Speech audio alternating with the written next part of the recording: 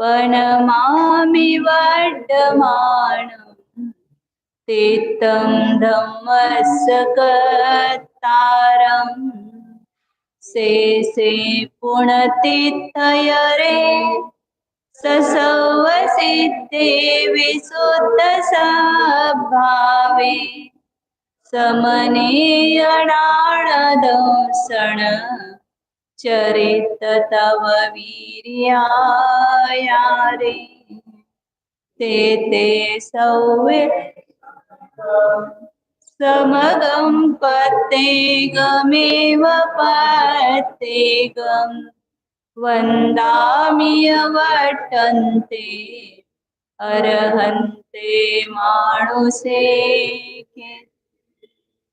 किच्चा अर्हन्ताणं सिद्धाणं तः नमो गणहराणम् अचावयवगाणं साहूणं चैव सवेसिं तेसिं विशुद्धदंसण नाणपहाण समं समासेच्य उपसंपयामि सम्मं जतो निर्वाण संपत्ति। नमो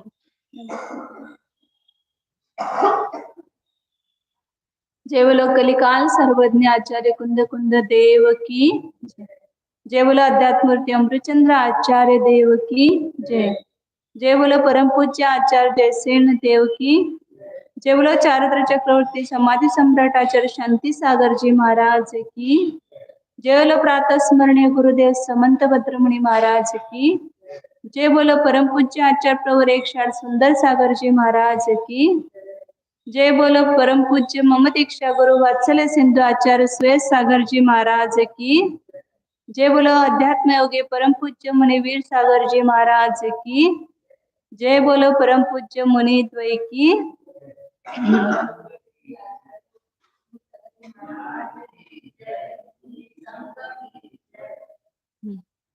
श्री कुंद कुंद आचार्य विरचित प्रवचन सार परमागम है। इसमें 91 नंबर की गाथा अपनी चल रही है। अभी उपसंहारात्मक ये 2 गाथा है। पहले अधिकार का पूरा सार बताते हैं। लास्ट हम बेस्ट ऐसा बोलते हैं, जो लास्ट होता है वो बेस्ट होता है। तो ये लास्ट की गाथाएं हैं।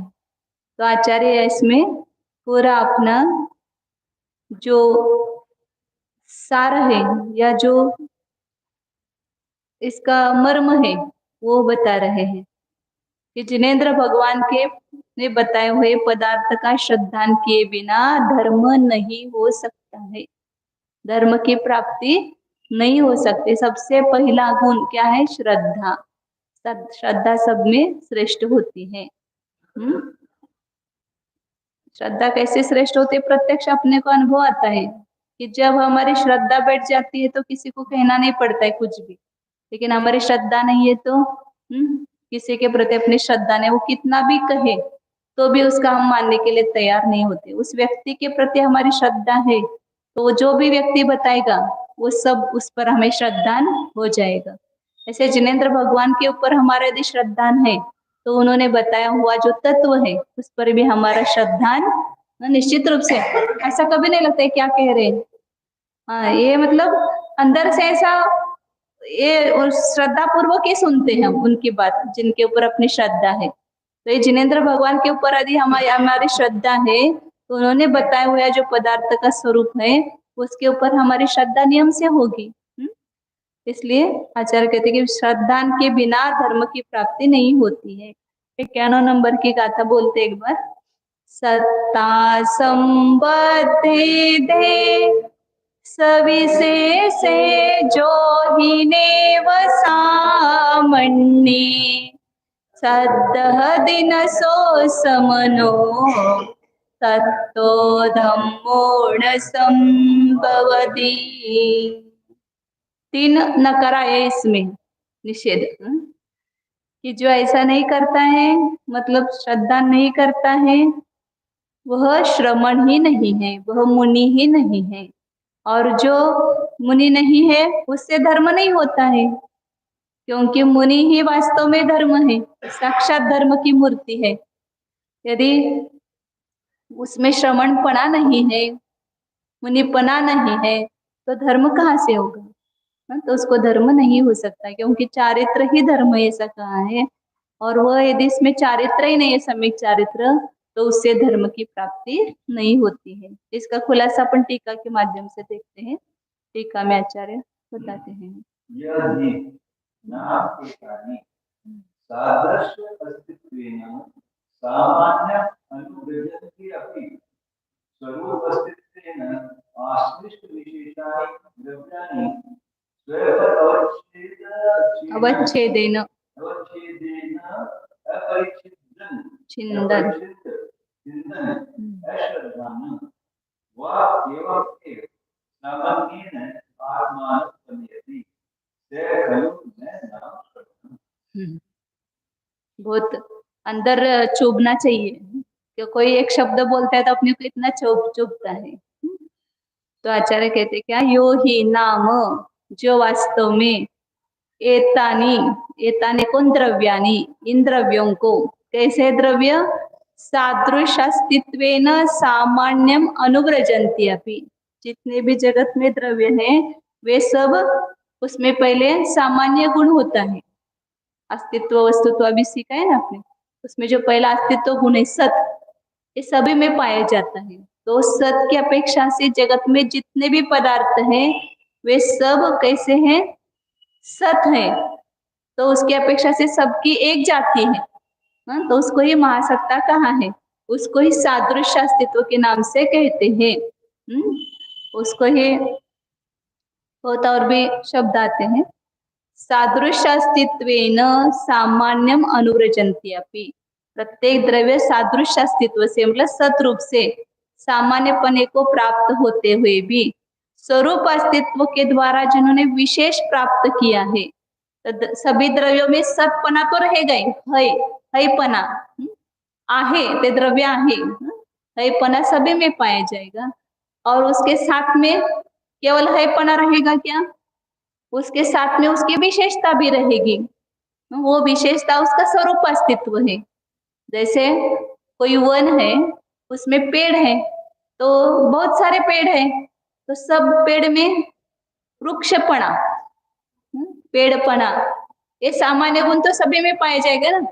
ये भी वृक्ष है, वो भी वृक्ष है, वो भी वृक्ष है, वो भी वृक्ष है, सभी वृक्षों में वृक्षपना, या जगत में जितने वृक्ष है वो सब में वृक्षपना सामान्य है।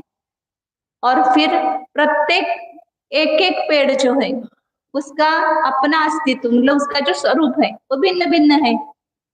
कोई आम्र का पेड़ है, कोई नीम का पेड़ है, कोई केले का पेड़ है, कोई पेरू जामफल का पेड़ है, कोई सीताफल का है। ऐसे प्रत्येक में अपनी अपनी विशेषता अलग अलग है, स्वतंत्र स्वतंत्र है। 100 पेड़ के आम है, सब में आम्रपना समान है, लेकिन फिर भी वो सब आम के पेड़, भले आम पड़ा सभी में सामान्य पाए जाते हैं, लेकिन सब आम समान होते हैं क्या?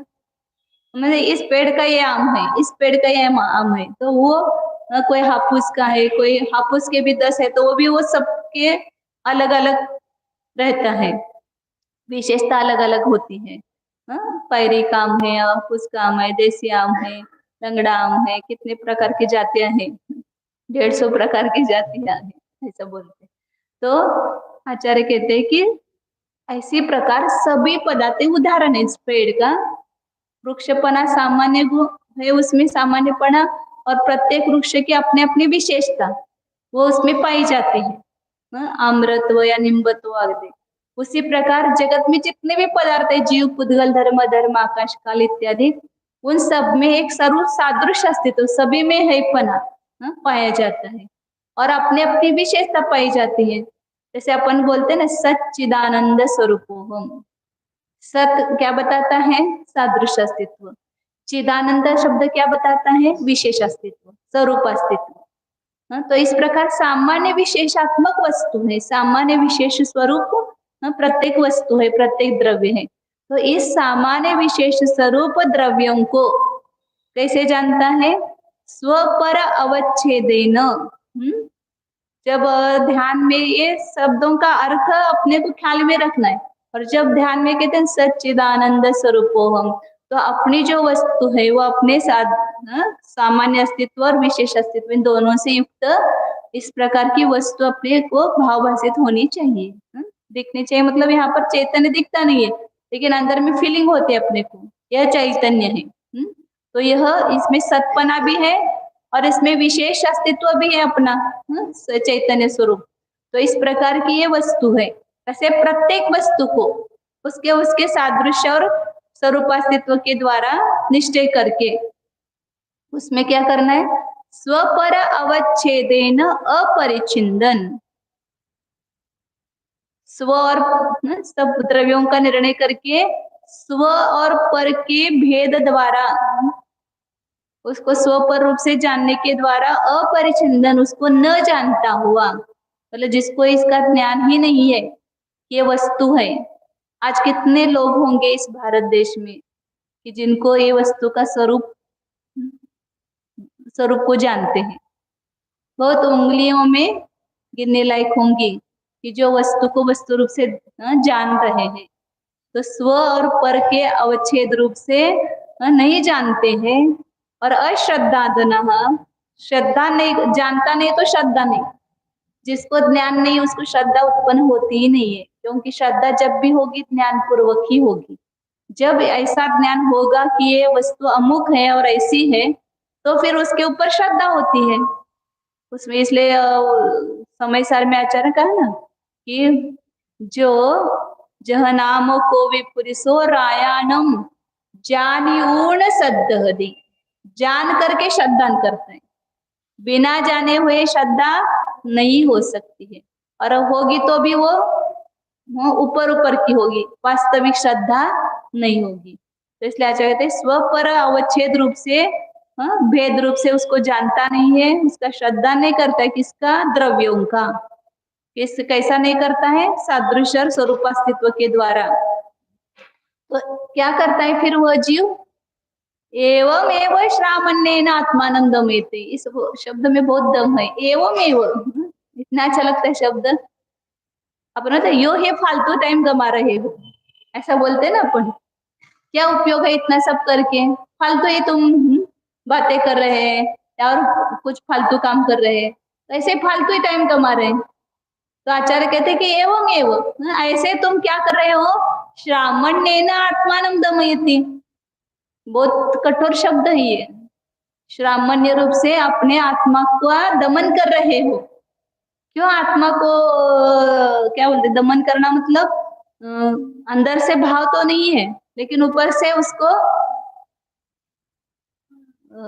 श्रम करा रहे उसका आत्मा में। जैसे मुनि वेश धारण किया और धारण करके तो 28 मूल गुणों का पालन करना पड़ेगा, उसके बिना हर कौन देगा? तो 28 मूल गुणों का पालन, अंदर में धर्म है ही नहीं है, स्वरूप वस्तु के स्वरूप को जानता ही नहीं है।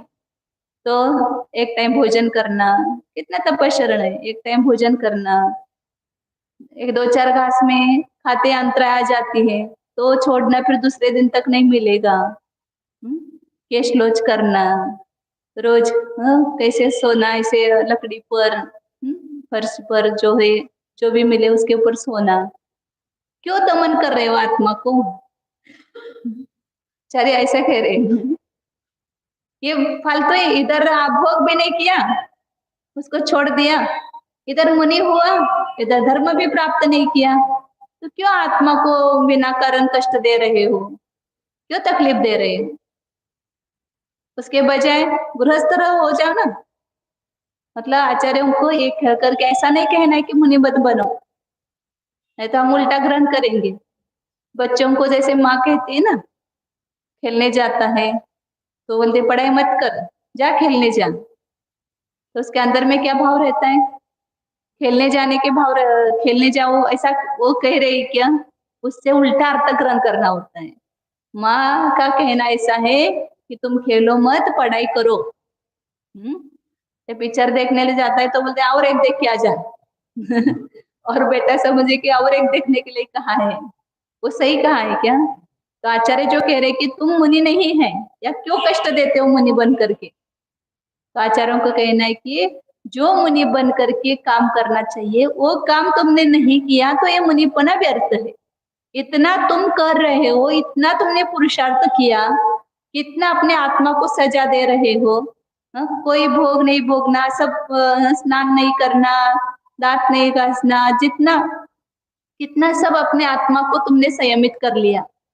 और जो करना चाहिए वो श्रमण होकर के पदार्थ का श्रद्धान करना चाहिए, पदार्थ को जानना चाहिए, वो नहीं जान रहे हो, श्रद्धान नहीं कर रहे हो, तो ये तुम्हारा सब क्या है? केवल स्वांग मात्र है। केवल मुनि का सोंग तुमने धारण किया, लेकिन उसकी जो वास्तविकता है उसको तुमने जाना नहीं है। और नई वास्तविकता जानोगे तो तुम्हारा मुनि बनना निरर्थक होगा। इसलिए आचार्य कहते एवं एवं श्रामण्येन आत्मानं दमयति। केवल इसी प्रकार से द्रव्यलिंगी मुनि का जब स्वरूप अपन पढ़ते हैं शास्त्र में, तो वो क्या करता है? कितना कठोर तपस्या करता है। तो भी यदि अंतरंग में उसके श्रद्धा और ज्ञान नहीं है तो वो भावलिंगी भी नहीं है और अंतरंग में चारित्र भी नहीं है ना। किसी को समय दर्शन भी हो जाए फिर भी उसको द्रव्यलिंगी कहा है चौथे पांचवें गुण स्थान वर्ती को। जब तक अंतरंग में 12 कषाय के अभाव रूप जो एक वीतराग भाव है या जो निवृत्ति रूप परिणाम है वो अंतरंग में नहीं है तो वह द्रव्यलिंगी ही है। यहाँ तो कह रहे कि श्रद्धा और ज्ञान तो होना ही चाहिए, लेकिन श्रद्धा ज्ञान पूर्वक समीचीन चारित्र भी, निवृत्ति रूप चारित्र भी होना चाहिए। तो आचार्य कह रहे कि मतलब बताने का तात्पर्य है कि बाहर की क्रिया मात्र धर्म नहीं है, केवल वेश धारण करना मतलब धर्म नहीं है।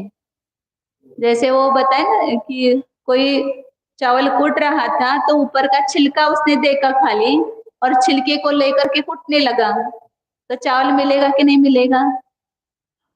क्यों कूट रहे थे चावल को? उसको साली को चावल की प्राप्ति के लिए कूट रहे थे और अंदर चावल ही नहीं है, और केवल छिलके को कूट करके उसे चावल की प्राप्ति नहीं होगी। इसी प्रकार केवल दाम ने सब देख लिया, धर्म करने के लिए क्या करते हैं? मुनि बनते हैं, एक बार खाते हैं। प्रैक्टिस भी लोग ऐसे ही करते हैं ना, मुनि बनने के लिए एक बार खाने की प्रैक्टिस करते हैं, प्रवचन देने की प्रैक्टिस करते हैं। मुनि बनने के बाद प्रवचन देना पड़ेगा, तो प्रवचन देना आना चाहिए। तो ये सब बाहर की क्रिया है, बाहर का वेश है, ये फूलपट है, छिलका है ऊपर का, और उसको ही तुम धारण करके ऐसा समझ गए कि मैं मुनि बन गया, तो तुम मुनि नहीं हो। अंतरंग जो श्रद्धा ज्ञान चारित्र रूप परिणति है आत्मा की, सम्यक दर्शन ज्ञान चारित्र रूप, वो परिणति वो चावल है, उसकी प्राप्ति के लिए तुमने ये वेश धारण किया था, और ये वेश धारण करके उसकी तरफ तुम्हारा ध्यान नहीं है। सामयिक संयम की प्रतिज्ञा तुमने की थी, लेकिन तुम्हें सामयिक भी पता नहीं क्या है, क्या समता भाव होता है। इसका यदि नहीं अंतरंग में, तो इसलिए कह रहे हैं कि अंतरंग के अभाव में बाहर का जो करना है वह निरर्थक है। नहीं तो अंतरंग की प्राप्ति के लिए बाह्य चाहिए ही। ऐसा नहीं कि बाह्य वेश हम धारण नहीं करेंगे, घर में बैठेंगे, अच्छे परिणाम करेंगे तो नहीं होंगे, उसके लिए बाह्य वेश भी आवश्यक है। क्योंकि नहीं तो वो बताए जैसे वही उदाहरण कि अंदर का चावल कब प्राप्त होगा? ऊपर का छिलका निकालेंगे तभी अंदर की चावल की प्राप्ति होगी ना।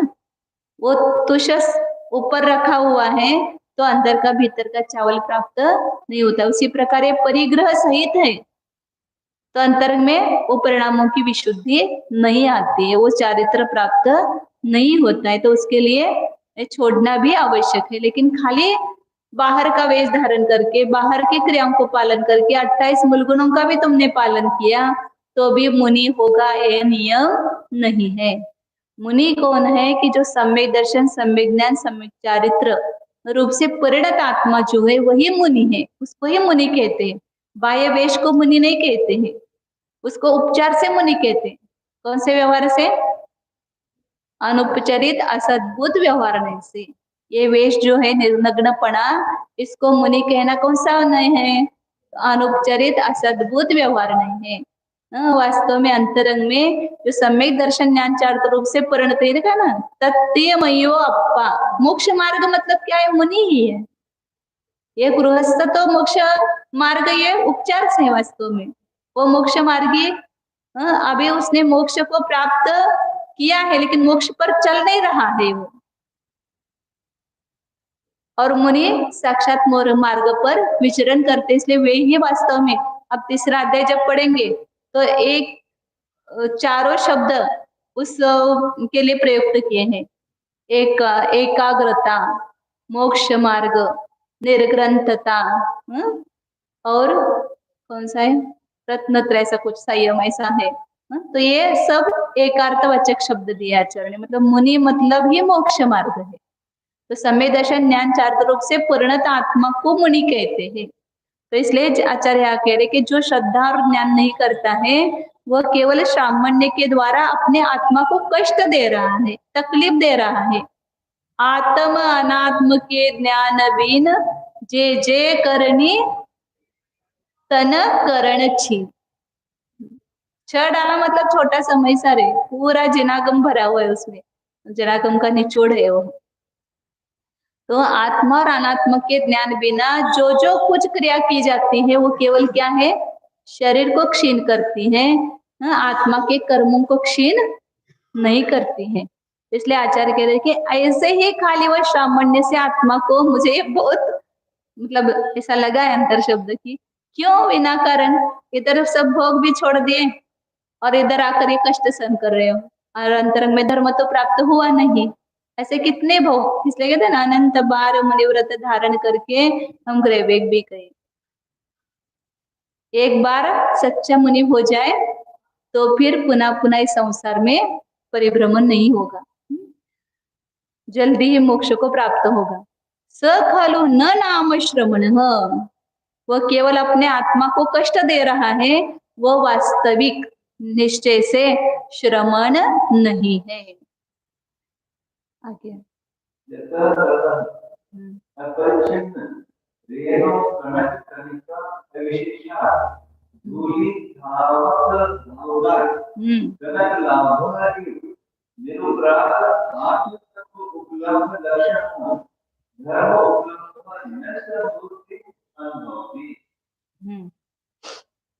उदाहरण भी कैसे दिया देखना चाहिए। यत जिस कारण से ऐसा है, तत उस कारण से अपरिच्छिन्न रेणु कणक कणिका विशेषात धूलि धावकात कनक लाभ। जिस प्रकार सोने का उदाहरण दिया है कि जहाँ सोना तैयार किया जाता है वहां पर ऐसे धूलि धावक रहते हैं, क्योंकि सोना बना करके वो जो मिट्टी होती है उसमें से किटिमा कालिमा वगैरह अलग की जाती है ना, तो जो कुछ कचरा होता है वो बाहर फेंक दिया जाता है। अब सोना तो पूरा का पूरा नहीं निकलता है, उसमें से कुछ ना कुछ सोने के अंश उसमें बच जाते हैं, तो उस धूल के साथ में वह सोने के कण भी जाते हैं, तो धूलि धावक रहते हैं। वो धूलि को लेकर के वापस क्या करते हैं, उसमें से उस धूल को अलग करके उसमें से सोने के कण इकट्ठा करके उससे अपनी उपजीविका चलाते हैं। उसको भी बेचेंगे तो उनको भी पैसा मिलता है उस सोने के कणों को, तो उसको कहते हैं धूलि धावक। लेकिन ये काम कौन कर सकता है? उस धूल में से सोना कौन इकट्ठा कर सकता है? कि जिसको धूल का और सोने के कणों का ज्ञान है, उसको श्रद्धा है, ज्ञान है, वही एक काम कर सकता है दोनों को अलग करने का, और सोना प्राप्त कर सकता है उसमें से। और जिसको पता ही नहीं है कि धूल क्या होती है और सोना का कण तो ऐसे उसमें छिपे रहते हैं, कैसे उसको अलग करना, ये विधि जिसको पता नहीं है वो कैसे अलग करेगा उनको। तो ऐसा उदाहरण दिया है कि अपरिच्छिन्न मतलब जो जानता नहीं है किसको, रेणु कणक कणिका, धूलि का कण और सोने का कण, दोनों भी पुद्गल ही है, दोनों भी पाषाण ही है, लेकिन उसमें दोनों में अंतर है। धूलि का कण अलग है, उसकी कीमत नहीं है, और जो सोने का कण है वह मूल्यवान है।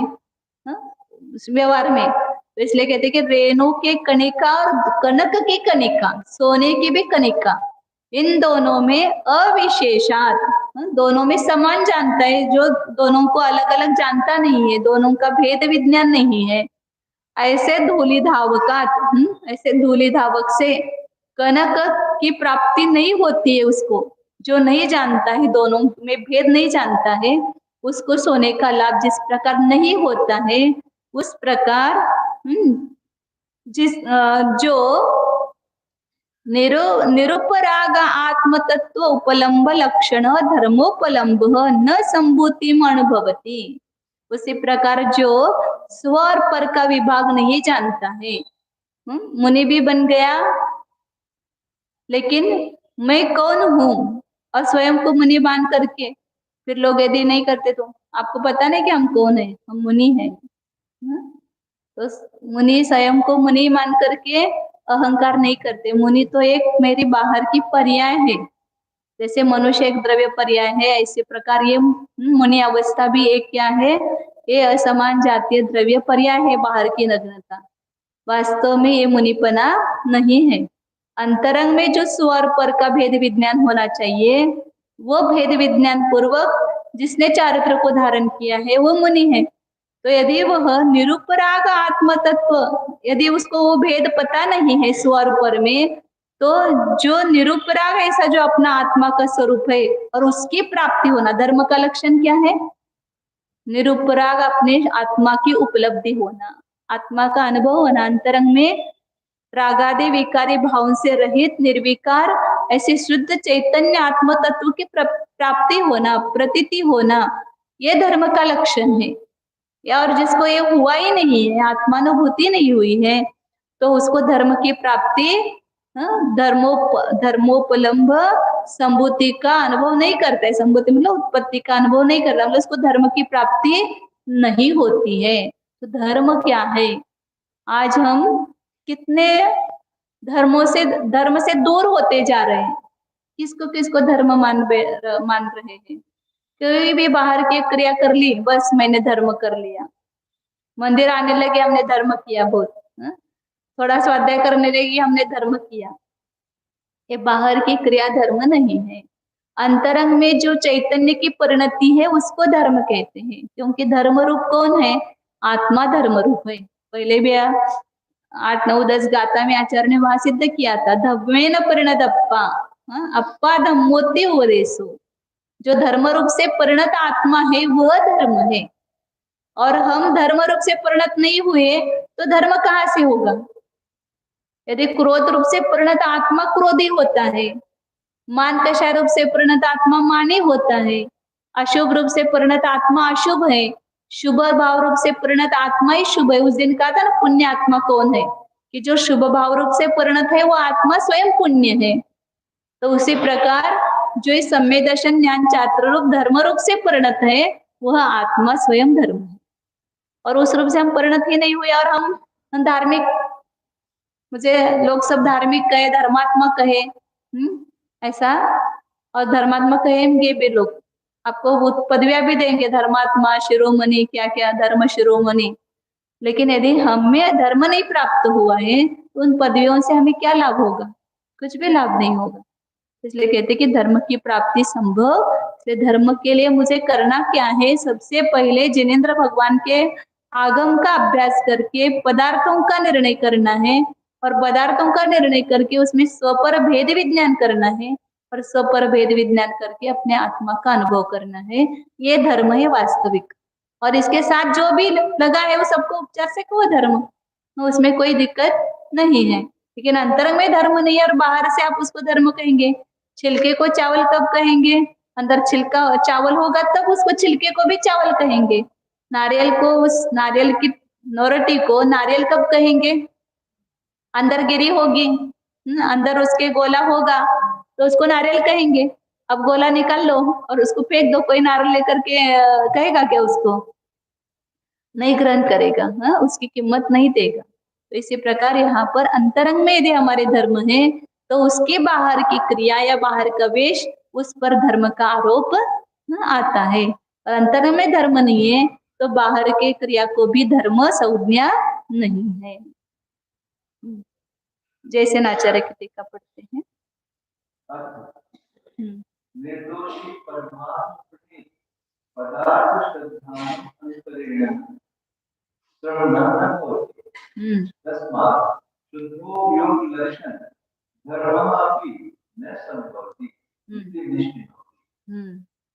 निर्दोषी परमात्मा ने बताया हुआ जो पदार्थ है, निर्दोषी परमात्मा कौन है?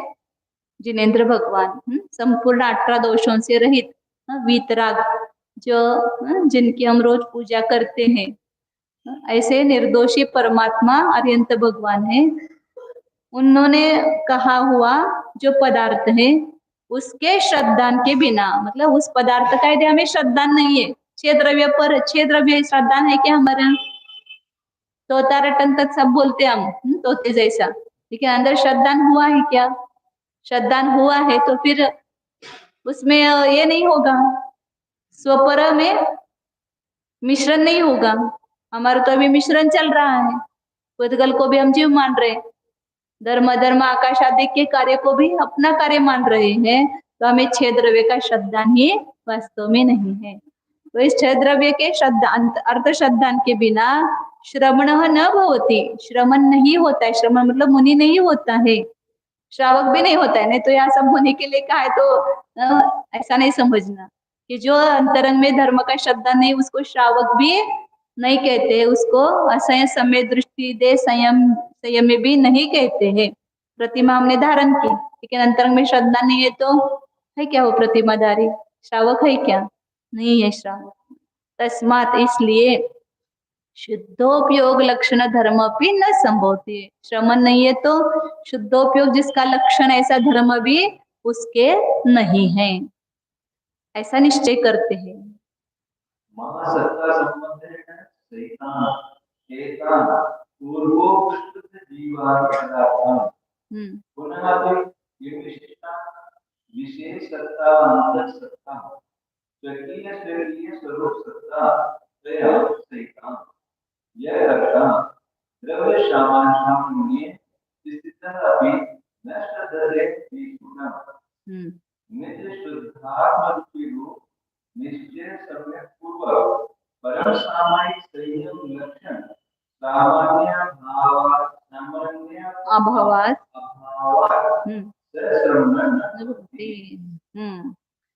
महासत्ता, सत्ता संबंधी कहा ना कि महासत्ता के संबंध से सहित, मतलब अभी बताया था, खुलासा किया था कि सभी पदार्थों में सत्य रूप से व्यापक जो महासत्ता है उसको एक कहा जाता है उपचार से। वास्तव में प्रत्येक पदार्थ की अपनी अपनी सामान्य सत्ता अपने अपने में है, सबकी सत्ता एक नहीं है, लेकिन सदृशता देख करके सब सत्ता को एक कहा जाता है। वैसे महासत्ता के संबंध से सहित प्लस सभी में अस्तित्व है।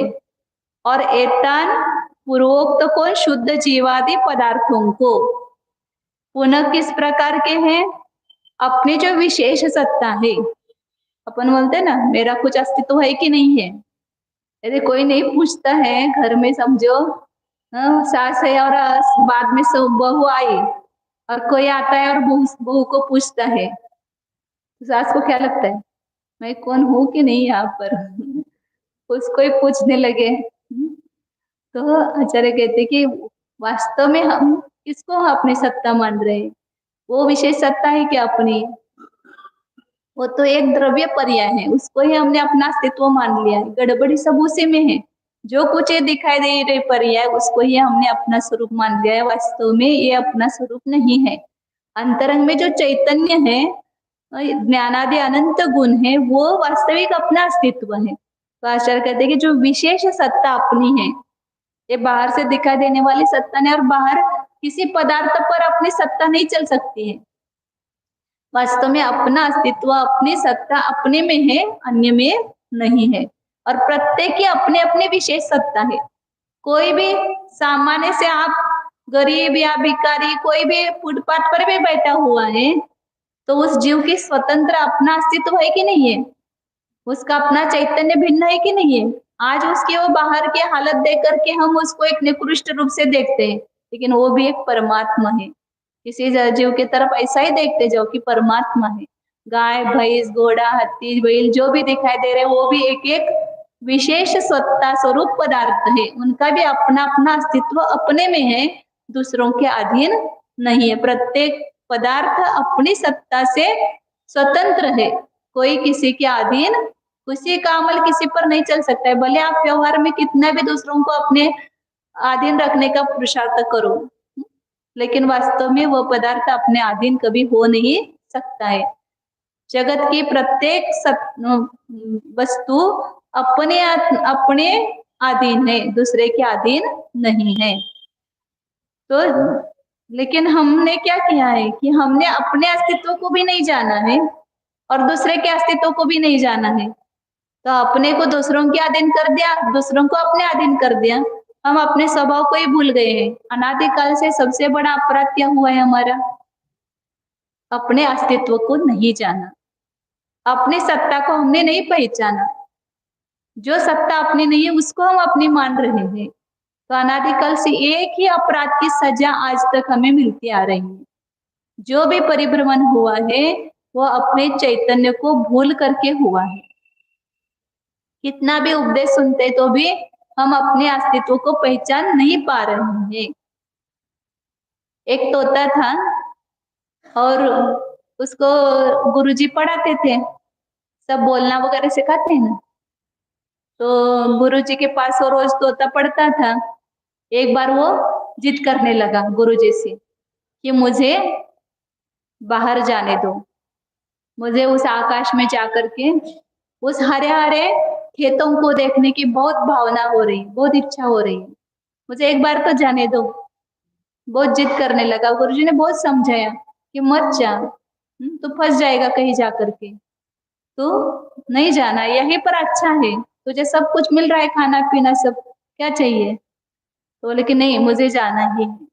बच्चे होते हैं ना जैसे जिद करते ऐसे वो भी जिद करने लगा। तो गुरुजी ने कहा ठीक है, तुझे बहुत इच्छा हो रही है, तू जा, लेकिन इतना करना कि उस हरे हरे खेतों को देख करके नीचे उतर के नहीं आना।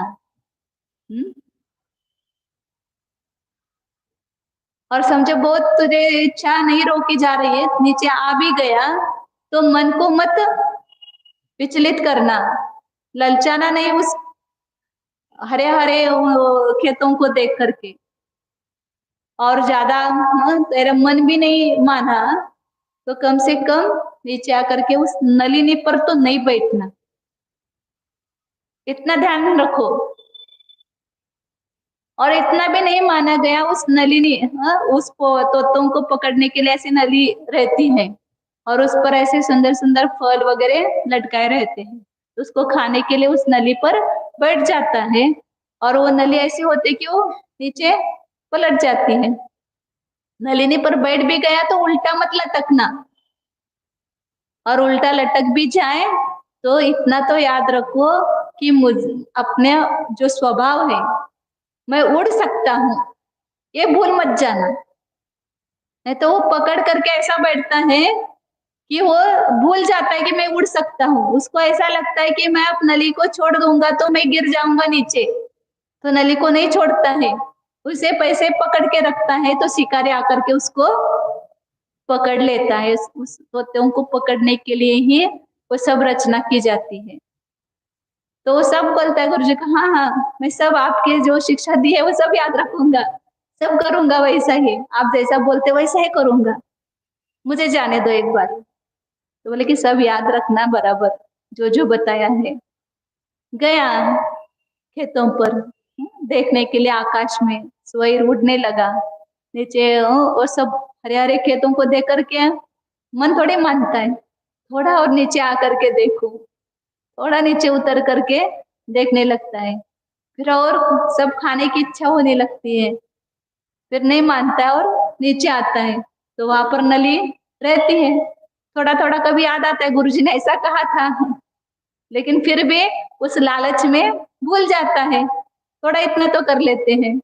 तो आता है फिर बोले थोड़ा नली पर बैठ करके देख लेते हैं, बैठ गया, भूल गया गुरुजी ने कहा था। फिर क्या हुआ, नली पर बैठते ही नली उल्टी हो गई। फिर अब उस नली को ऐसे पकड़ करके रखा जाम कि मैं गिर न जाऊं। भूल गया, हाँ, मुझे उड़ना आता है, मुझे कोई नहीं रोक सकता है उड़ने से, मेरा स्वभाव उड़ना ही है, तो ये नली मुझे क्या पकड़ सकती है। भूल जाता है और फिर नलिनी को लटकता है, तो शिकारी आकर के उसको पकड़ लेते हैं।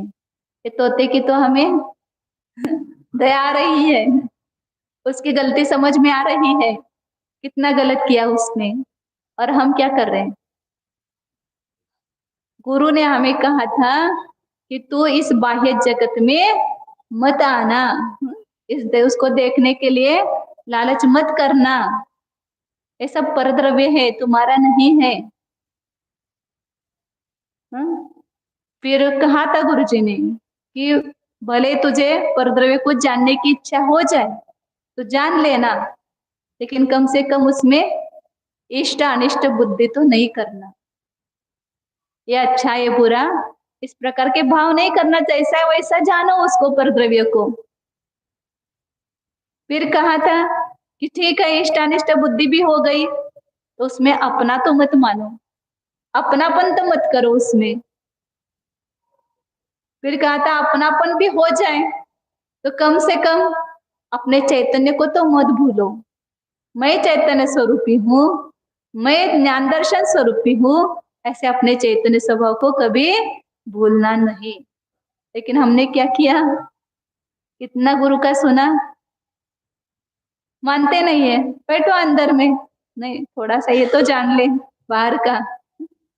बाहर आ जाते हैं और आते हुए क्या करते, खाली जानते हैं क्या जैसा है वैसा, नहीं जानते, ये अच्छा है, ये बुरा, ये अच्छी नहीं है, ये अच्छी है, ये बहुत अच्छी है, बस उसमें अच्छा बुरा, हाँ, इष्ट अनिष्ट विकल्प करते रहते हैं।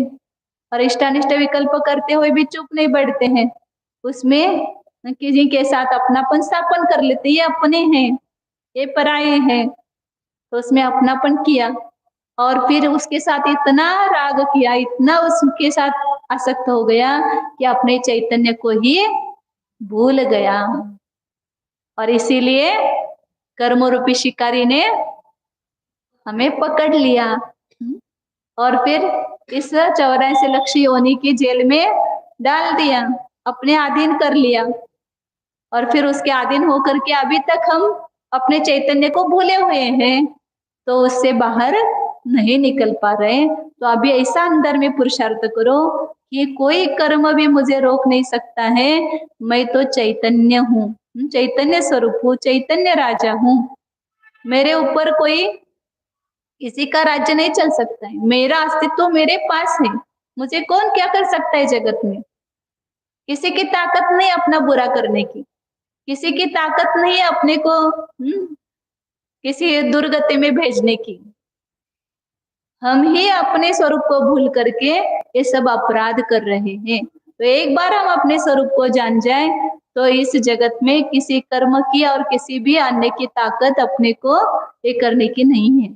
इसलिए आचार्य कह रहे कि तुम क्या करो कि जो अवान्तर सत्ता और विशेष सत्ता, विशेष सत्ता मतलब अपना चैतन्य, इस विशेष सत्ता को मत भूलो। इस सामान्य सत्ता और विशेष सत्ता को भूल कर ही हम क्या कर रहे हैं, ये सब अपराध कर रहे हैं। तो जो करता इन दोनों से सहित पदार्थों को द्रव्य श्रामण्य स्थित अपि, बाहर से द्रव्य श्रामण्य मतलब द्रव्य लिंगी मुनि बना है, मतलब मुनि वेश धारण किया है, 28 मूल गुणों को पालन करता है, फिर भी न श्रद्धते, उसका श्रद्धान नहीं करता है, उन दोनों अस्तित्वों के का श्रद्धा नहीं करता है, वह निज शुद्धात्म रुचि रूप, श्रामण्य क्या है उसका लक्षण बता रहे हैं कि अपने शुद्धात्मा की रुचि रूप कौन है, निश्चय सम्यक्त्व। निश्चय सम्यक्त्व का लक्षण क्या है, निज शुद्धात्मा की रुचि, उसकी श्रद्धा, मैं शुद्ध चैतन्यमय आत्मा हूँ, इस प्रकार जिसको श्रद्धा हुआ, रुचि हुई, उसको निश्चय सम्यक्त्व की प्राप्ति होती है। तो हम कर सकते हैं कि नहीं कर सकते हैं, कर सकते। एक बार विश्वास लो, मैं ये कर सकता हूँ तो क्यों न करूँ, इस भाव में ये कार्य हो सकता है। इस भाव में नहीं अभी ये कार्य हो सकता है। तो इसलिए आचार्य कहते हैं कि ये निश्चय सम्यक्त पूर्वक परम सामायिक संयम, मतलब अंतरंग में सम्यक दर्शन और सम्यक ज्ञान है, तो सम्यक दर्शन है तो सम्यक ज्ञान है ही, और उस पूर्वक जो परम सामायिक है, परम समता भाव है, मध्यस्थता है, वह श्रामण्य का लक्षण है, वह मुनिपना है। उस श्रामण्य का अभाव होने से सश्रमण न भवति, वह श्रमण नहीं है। द्रव्य श्रामण्य में स्थित है, मुनि वेश धारण किया है, फिर भी वह श्रमण नहीं है। प्रतिमा धारण की है लेकिन अंतरंग में निश्चय सम्यक्त्व नहीं है, तो वो भी व्रति श्रावक नहीं है। व्रत धारण तो हमने कर लिया, लेकिन अंतरंग में क्या होना चाहिए? सम्यक दर्शन, सम्यक ज्ञान पूर्वक निवृत्ति रूप परिणाम होना चाहिए, तो ही वह श्रावक है सच्चा। उसी प्रकार वही श्रमण है, और यदि नहीं है तो वह श्रमण नहीं है। आगे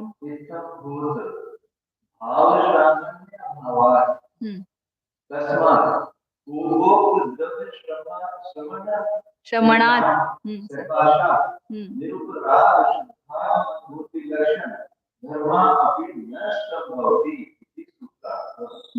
इसलिए पूर्व में बताया हुआ जो द्रव्य श्रमण है, उस द्रव्य श्रमण से निरुपराग शुद्धात्मा की अनुभूति कहाँ कमी रहती है? द्रव्यलिंगी मुनि नौ ग्रवेक में जाना कोई सरल बात नहीं। इतनी उसकी शुक्ल लेशा, इतना मंद कषाय है, बाहर से तो आपको लगा कि हाँ ये तो सच्चा मुनि है, और जो सच्चे मुनि होंगे आपको ऐसे लगेंगे कि ये झूठे मुनि है, क्योंकि हम बाहर से परीक्षा करते हैं ना, कषाय की मंदता है तो ये सच्चे, ऐसा लगने लगता है। इतना करते हुए भी वो द्रव्य श्रमण पना होने पर भी उसके अंतरंग में निज शुद्धात्म तत्व की श्रद्धा नहीं है, उसका अनुभव नहीं है, इसलिए वह मुनि नहीं है, भावलिंगी मुनि। तो कहते कि निरुपराग शुद्धात्मानुभूति जिसका लक्षण, ऐसा धर्म भी उससे नहीं होता है द्रव्य श्रमण से। इस प्रकार का ये सूत्र का अर्थ है। टाइम हो गया, आगे कर दे।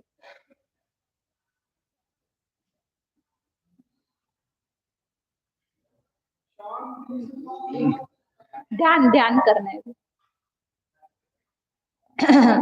ओ जानिए, यह मैं अपने उपयोग को थोड़ा अंदर ले जाओ, खाली शब्द मत सुनो, शब्द के साथ भाव यात्रा करो। शब्द जिस वस्तु को बता रहे हैं उस वस्तु को जानने की कोशिश करो, पुरुषार्थ करो, शक्य है। वस्तु है तो क्यों नहीं जानी जाएगी? है अंतरंग में वस्तु। कैसी वस्तु है? सामान्य सत्ता, महासत्ता से युक्त और अपनी चैतन्य रूप विशेष सत्ता से युक्त, ऐसे यह जीव नामक वस्तु है अंतरंग में। देखिए उसको, उसको अपनी अपनी सत्ता रूप से देखो। मैं यह सत चित आनंद स्वरूप हूं। मैं सदैव हूं ही, अनादिकाल से हूं, अभी भी हूं, अनंत काल तक भी रहूंगा। मैं अनादिकाल से चैतन्य स्वरूप ही हूं, अभी भी चैतन्य स्वरूप हूं, आगे अनंत काल तक भी चैतन्य स्वरूप ही रहूंगा। बस ये अपने रूप को पहचानो, यही अपना वास्तविक स्वरूप है। मैं सादृश्य अस्तित्व, स्वरूप अस्तित्व से युक्त ऐसी एक वस्तु हूं।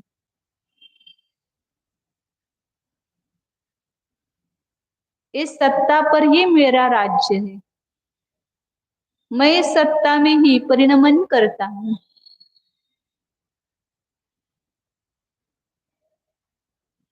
मैं इस सत्ता में ही स्थित हूं, इसके बाहर नहीं हूं। अन्य सत्ता में मैं प्रवेश कर नहीं सकता हूं। अपनी सत्ता में ही मेरा सब कुछ चल सकता है। मेरा सर्वस्व, यह मेरा अस्तित्व ही है। ये सामान्य विशेष अस्तित्व ही मेरा सर्वस्व है, यही मेरा प्राण है। बस इसके बिना मैं नहीं हूं।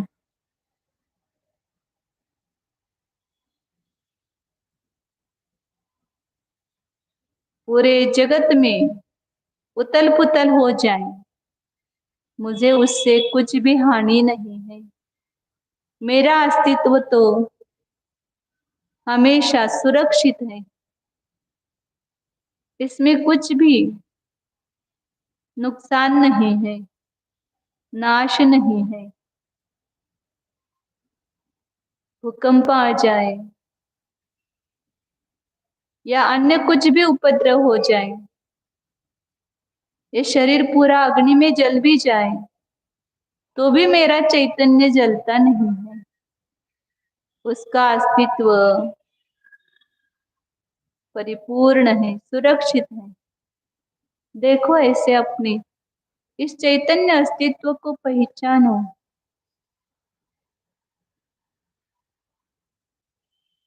शुद्ध चैतन्य सत्ता स्वरूप ज्ञानानंद स्वरूप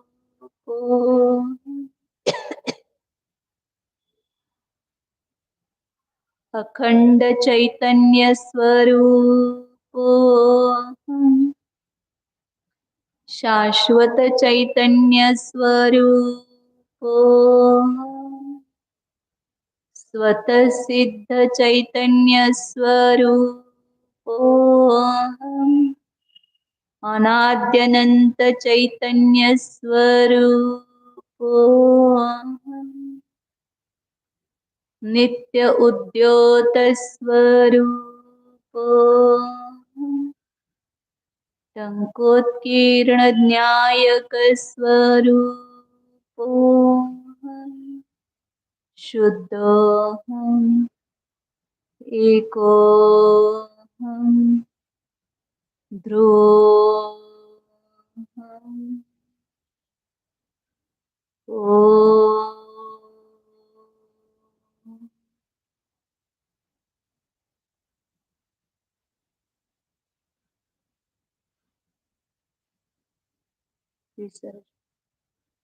नमो अरिहन्ताय नमो सिद्धानां प्रियाणां नमो